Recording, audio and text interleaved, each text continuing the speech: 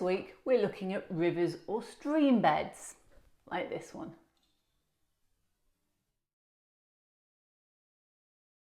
Hi, I'm Kathy Miller, and this week we're going to look at how you create a stream bed which has got depth. You can see the rocks through it and you can get that real feeling of moving water and depth.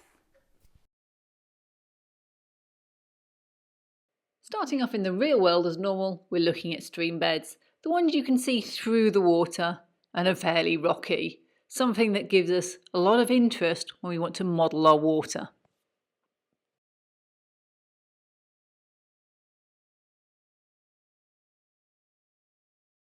So what tools and materials do you need to create a stream bed?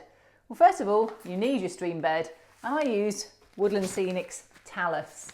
Easy to colour, easy to apply, but you can use anything you like. I also use some of these bigger rocks out of my garden. I've got a gravel garden, I have a never-ending supply of scenery material, but again, whatever ties in with the rest of your diorama or model, that's what you can use. I painted them to tie them together because they looked a bit disparate with just normal bog standard artist acrylics, so you'll need some of those. Next up will be resin. You can use Envirotex Light or you can use Magic Water. Either of them will do. You need a mixing cup and a stick so you can stir them up. And I put a small amount of green, this is Tamiya XF58 olive green, into it just to colour the water because I like a little bit of colour in my water. I think it gives a bit of depth, feeling of it. I also had some cotton wool and white paint. I use Vallejo white paint. I like it for its depth and it does have a good quality to it.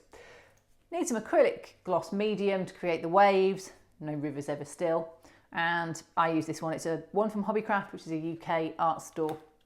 Oh, and I should have mentioned, to glue all of it down, some dilute water and IPA and some dilute white glue. And sticks it beautifully.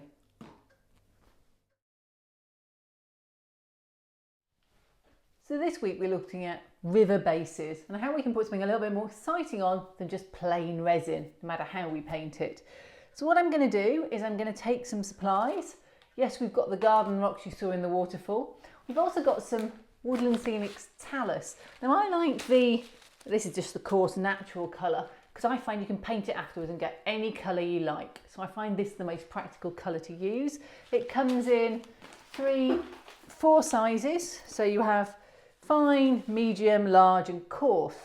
So like anything, you start with the big rocks, put them in place and see what you like. So I'm going to start with a few bigger ones just to get a bit of something slightly more interesting, but that's just a bit too big. You need something with a bit of flatness going in. And I know I've got a bit of water in here from before, but quite frankly, by the time I'm finished, it will all disappear in. So I'm just going to start piling them in. And when I'm getting sort of happy, I'm just going to glue them in place. I'm just going to use white glue, just enough to keep them from moving because these are big rocks. I think they need their own bit of glue.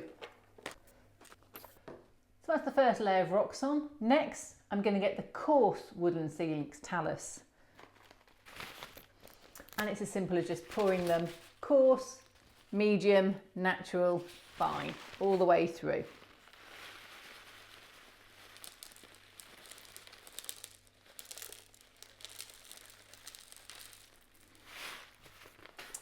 Now, I haven't put my barrier on here yet, so I'm just going to do that quickly so that my rocks can meet up against it and not fall off the edge.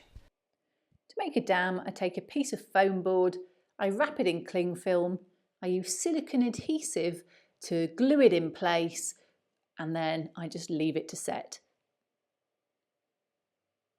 So a little bit more scattering of the coarse, and now I can go up to this edge, which will help hide it a bit.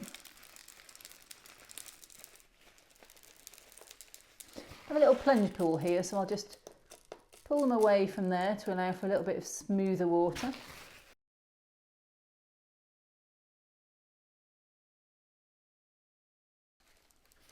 You really want to make sure that all the big rocks are buried at the bottom, that you don't have any damp resin from my top layer there. You don't have any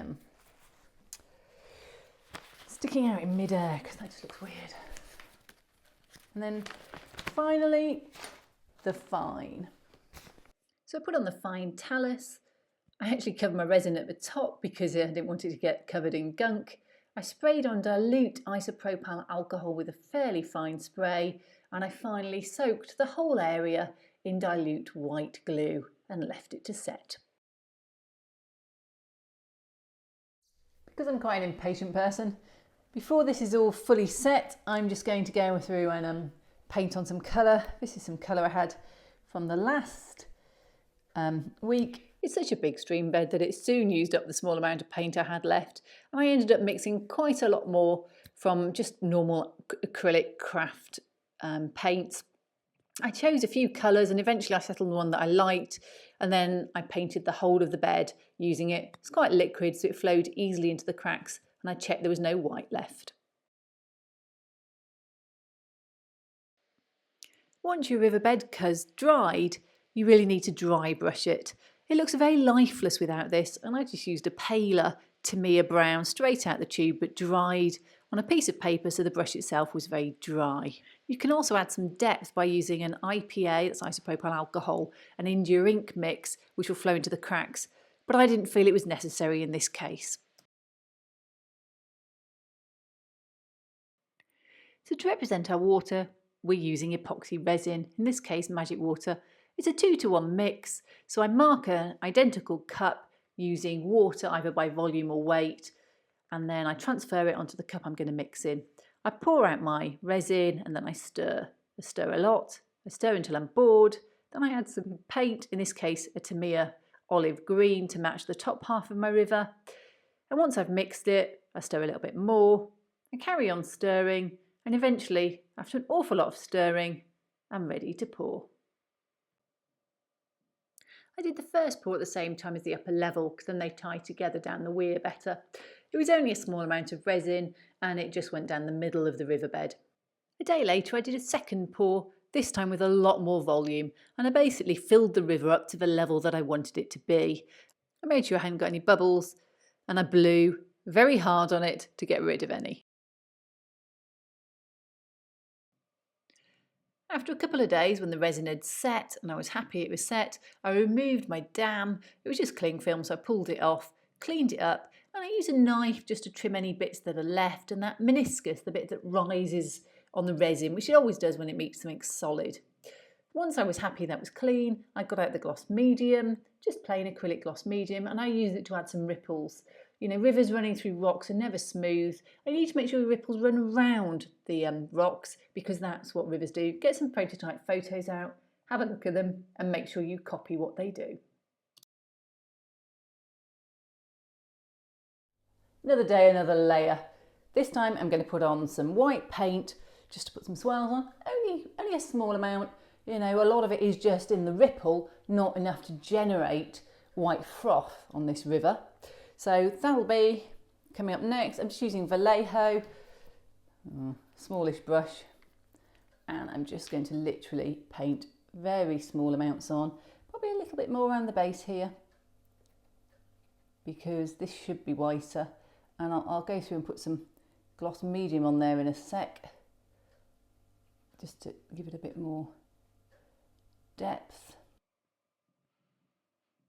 Just like the ripples, I concentrated painting where you would see it on a prototype, so around the base of the waterfall and swirling around behind the rocks. I then got out the gloss medium and built up those areas, and unfortunately the paint dries matte, so you will need to go over some of the ripples.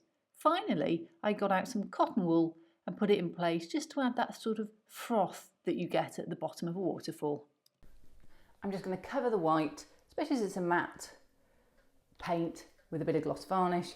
It also protects the gloss medium, which I find gets a little bit tacky sometimes over the winter. Careful not to go over any rocks that are pale. I'm just going to put this in here and add a bit more depth.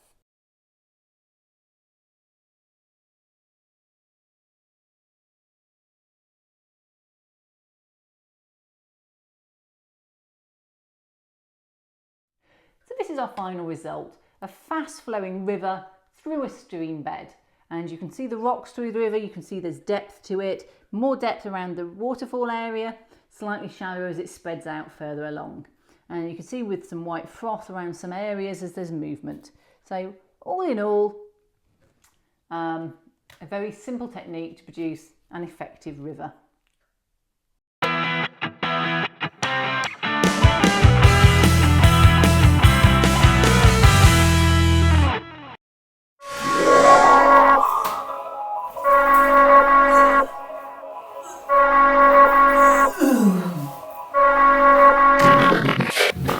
This week, I thought we could help her finish off the waterfall. Cotton walks a little bit. Oh, no, I just done a fairly good job.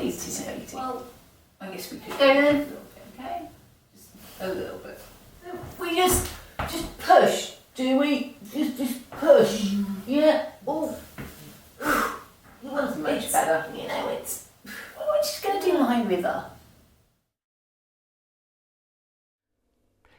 Well, I hope you enjoyed this week's episode on modelling stream beds. If you're enjoying it, subscribe to me on YouTube, Kathy Millett, on my website, kathymillett.co.uk, or on Facebook, Kathy Millett Modelling. Bit of a theme going on there. And we're back next week with more water modelling.